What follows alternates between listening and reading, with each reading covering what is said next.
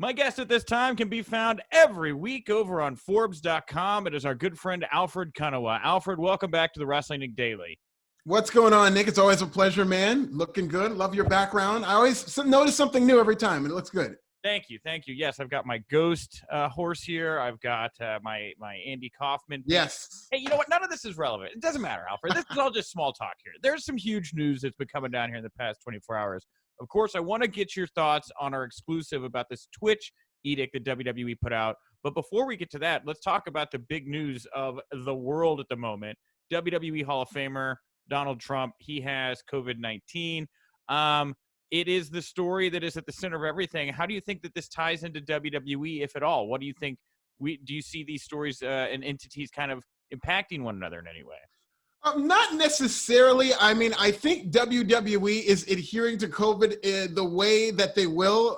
There was recently an outbreak that they had to address in the Performance Center. And, I did hear that, Triple H recently did admit that WWE isn't really going to be traveling anytime soon. So that's something to me that kind of rings that, yes, they are taking it seriously. I know the narrative is that, it's somewhat correct that Donald Trump is not taking this COVID as seriously as maybe he should. And the fact that he got it is kind of telling people that it could happen to anybody. You never want to wish something like that on somebody. But if you could take any solace in this, it's that this is going to be something that will kind of hit close to home for a lot of people, including WWE, which we know are huge supporters of Donald Trump, at least the McMahon family is. Right. And I think, if anything, this is going to be one of those things where it's just going to be kind of a come to Jesus moment. But in terms of the Thunderdome and WWE leaving the Thunderdome by the end of the month, that might be something that comes into play in terms of them holding off doing live traveling, because Florida's trying to open 100%. WWE is in Florida, and the fact that Triple H admitted they're not traveling anytime soon is probably going to be something that we're going to see that they're going to take more precautions with. Yeah, and do you think there's anything to, and I was talking to Christy about this a little earlier in the show, but do you think there's anything to the idea that we're seeing what it's like when a man in his 70s with a lot of power, a lot of responsibility, gets hit by this virus and all of the chaos that seems to come around it? Of course, I on a smaller level, it would seem, because the entire fate of the country is not in his hands. But if something were to happen like that with Vince, I mean, it seems like it would throw a whole bunch of disarray into the company. And I don't know if that affects the way, they do things with Vince kind of going forward, considering what we're watching.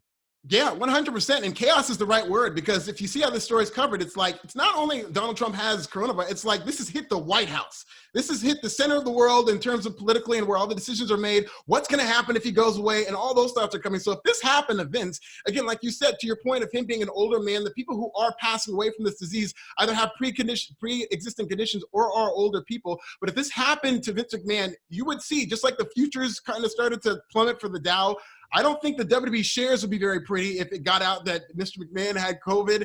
And I think that's something they would, between you and me, it's something I think they try to keep under wraps. I don't think that's something they would want out. I think we just wouldn't see Vince for a while. There have been a couple stretches this pandemic where it's like, well, Vince wasn't at Raw, Vince wasn't at SmackDown. Nobody knows why. I'm not saying that's why. I'm just saying, I don't think we'd hear about it, or if we did, it would be a complete accident. It would be like that Twitter account where they accidentally leaked Keith Lee winning the championship. Like, somebody would accidentally leak a text like, Vince has COVID, he'll be back in 2 weeks. Like, wait, what?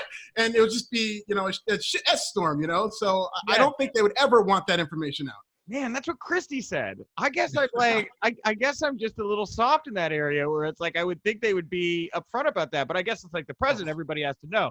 Vince, you think, Vince and this company, we know what they want us to know, and the things that we do know that they don't want us to know is because of the leaks and all that stuff. But this is one of those things that I think they would go through desperate lengths to protect. Well, we did get a leak, right? We had we had a couple of exclusive stories here that I wound up leading to me chatting with Andrew Yang, which is still bizarre. We can talk about that later. But the latest one here that Andrew Yang has chimed in is this news about WWE's Twitch edict. So WWE is going to now be taking control of the superstars' Twitch accounts in 4 weeks. It's going to own those accounts. However, talent is going to receive a percentage of revenue, which counts against their downside guarantees. Isn't that a wash then, right? Yes. Okay. It's a terrible deal, and it's one of these things where it's tough because I know it's WWE. This is a dream job. This is the top of the top in terms of professional wrestling. I get why people would want to sign, but I'm going to do everything I can to try to cover this and put this information out there. And I'm pro wrestler. I'm pro wrestler, if that makes sense. Yeah. In terms of, I want them to get the fair deals and be classified as such. I like that Andrew Yang, who's somebody who's in a position to do something theoretically if the thing breaks right in terms of the election. But at some point, pro wrestling's going to need a Curt Flood.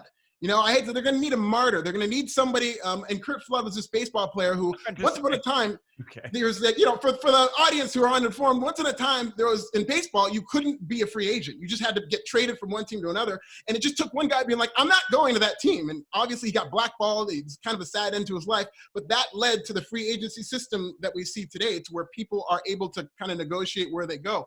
And somebody in wrestling is just going to have to say, I'm not going to adhere to this. This is not right. I want my health care. And it's not going to be good on them. And I'm not demanding that wrestling gets a martyr, because it's kind of a lot to ask of somebody. But given the way the situation is and how stubborn WWE is in their ways, and that this works for them financially, this is a business move that'll help their whole business.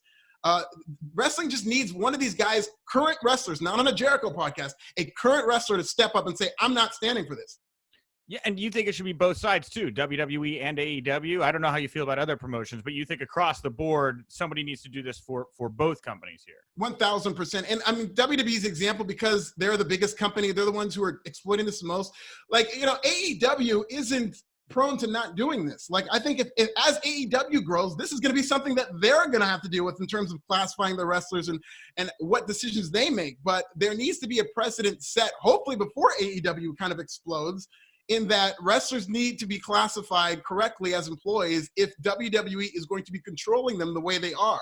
That's just not the way it is, because that's just how the contract is. And then Vince McMahon, to a lot of this generation of wrestlers, is just this lionized figure. He's like Mr. McMahon from the Attitude Era, and he's not as much as their peers as he was to Hulk Hogan and The Undertaker and Triple H, who I think would stand up to him if they tried this in the Attitude Era and there was social media in the Attitude Era.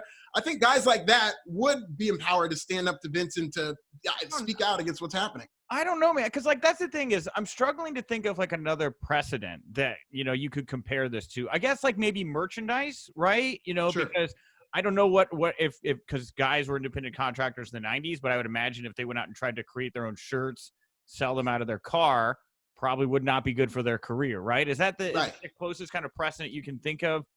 Yeah, absolutely. And there really is no precedent. And to your point, nobody's really stepped up. Wrestlers, they are not in a position to have a union and have it benefit them, because wrestling is this me first. You're kind of a cutthroat industry where you're working to get to the top of the industry, and a union would have to take a top star to decide that I want to make sure that everybody else behind me is helped. And that's not going to benefit them. And that's never happened. And especially in terms of who WWE chooses to get to the top of the company, it's typically people who are not likely to raise those type of, raise that type of hell and try to unionize or whatnot. It just doesn't benefit wrestlers. So it's just going to take a unique type of personality to do that. There is no precedent for it. I don't know if it's ever going to happen. So it's either going to be that or somebody coming into power like an Andrew Yang, or Andrew Yang connecting with somebody who is in power if Joe Biden does win the White House. Some outside pressure for this system to change, because it's really wrong, but it's not changing anytime soon. I would think, best case scenario, right, for the wrestlers, I would imagine, Joe Biden wins. He makes Andrew Yang labor secretary. Andrew Yang goes to the National Labor Board Association, which is what he told me is the people that deal with these union issues. And then he just forces the agenda, right? Yes. He forces WWE to reclassify the wrestlers, and nobody has to step up because Andrew Yang did it for them. That would be the best case scenario, right? Exactly. And in terms of being a martyr, if I've somehow struck a chord and anybody's thinking, yeah, I need to be that guy, wait about a month. Okay, wait till the election's over. Let's see if Joe Biden wins, and let's see if Andrew Yang gets that power, because that might be what happens. And it's a very realistic thing, because Andrew Yang, when I first heard him start talking about that, I was like, okay, that's interesting. But he's really been banging the drum on this. He's really been vocal about what's happened. Anytime there's an update like this about Twitch, like your guys' exclusive report, he's gone to Twitter and he's really laid out what he intends to do in terms of fixing this. So I really do believe in Andrew Yang and his ability to at the very least try to raise a conversation at such a high level. So that's what it's going to take. And we could see that sea change as early as next year. So my follow-up question to you on all this, Alfred, is why, right? The last time we chatted, I think it was right after the last quarterly report, right? And WWE brought in way more money than people expected, right? To the point where the investors seem to be questioning, why bring fans back? Look how much money you're making not having to run live events, you know? Why are they going after these? I can't imagine this is huge sums of money from Cameo, Twitch, and other revenue sources here. Well, to quote Andrew Yang, it's complete effing greed. That's what it is. It's like these businesses want to make money. And to us, it's like, wow, you're already making billions of dollars. To them, in terms of the stock market and pleasing investors, this is an ongoing thing. It's like, you got to make your next $1 million. You got to keep the company profitable so that your stock price can go up. Remember, WWE's stock price once upon a time was almost $100. Okay, it's gone down to about the $30, $40 range. So they're still trying to make up that lost ground where they know they can get back to, or what at least they think they can get back to. So moves like this are only going to ring true from a business standpoint to investors. Listen, the whole thing about them firing all those people at COVID, it's all heartbreaking, and it's not something that I necessarily agree with. I don't necessarily agree with them doing this Twitch account thing, but strictly from a business standpoint, this is something that's going to be very attractive to investors. This company, like you said, that they don't have as much cost with no live events, less staff, they've cut the fat, and they're more profitable than ever. This is a very aerodynamic company that, again, strictly from a business standpoint, has really done a good job reinventing itself as an aerodynamic, smaller, more efficient company. Yeah. Well, and something else, you know, when I think about what's going on with Vince, I don't know how much you keep up with New Japan and what's going on with Harold Mage. Yes, I do. Okay, because like with Harold Mage, and I know it's been reported about him, you know, not hitting the $200 million and like not wanting to partner with Access or whatever it may be. But like I had heard from New Japan talent that there was an unease about how they were forced to get rid of their pro wrestling tees stores, like a lot of merchandise stuff had been brought in house. The boys are no longer getting a cut of it. You know, again, it was like rigid business moves, right? Right. But that guy, there was an internal. I mean, I don't want to cast aspersions here. I don't know exactly, but it would seem like there were a lot of players within New Japan that kind of mutinized against this guy and pushed him out because they didn't like the way he was either treating the boys or he wasn't making new relationships with AEW and Impact Wrestling. Do you see any kind of similarities in the fall of Harold Mage and his business structure and kind of what we're seeing right now in the business decisions that are being made with WWE?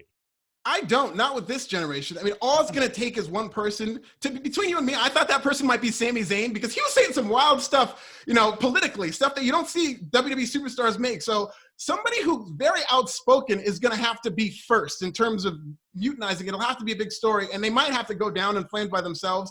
Yeah. But I just don't see this generation of WWE superstars mutinizing against WWE. I mean, this is kind of egregious in that they're just taking this platform that a lot of them built on their own. It's Twitch. You know, WWE didn't have any goings on with Twitch. It's kind of a smaller gaming niche platform. A lot of these guys did this in their off time and decided they can make money doing this. And then WWE now is taking that from them after they built it. And if they're not getting pissed off and raising hell now, and again, as of this writing, I don't know whether or not they've done that internally. If they're not doing that now, I don't see them doing it anytime soon. It's just not how they're wired. Well, but with the last edict, right, with the Cameo and everything, then the message kind of got softened in the coming days. They're like, well, if you use your name, that's fine. We just want to make sure you're not out there. You know, there's a difference between Lana and CJ Perry, right? Do you think we're going to see that kind of backtracking here with Twitch where it's like, well, if you're going to do a Lana Twitch stream, obviously we would own that. But if you do a CJ Perry Twitch stream, of course we wouldn't take that. Do you expect that to be kind of the counter on this? Not necessarily. I mean, maybe they'll have that out there. Maybe that will be a technicality, but I think it'll be one of those things where technically you can do it, but it's going to be frowned upon. It's going to be the whole Zack Ryder thing all over again. Yeah, you can start a YouTube channel and get over it. It's not illegal, but then you might be in a body cast a month from now. You know what I mean? Like, I think anybody who does do that, if it's legal, then maybe they'll legally be allowed to do it. But then again, maybe they'll have an erectile dysfunction storyline next month, you know? Alfred, you brought it right back where I wanted it, man. Thank you. Well, Alfred, I guess real quickly here before I let you go, just because I always like to throw in a storyline subject because we talk so much business here. What do you think about heel Roman Reigns? How is heel Roman Reigns affecting the bottom line in business for WWE right now?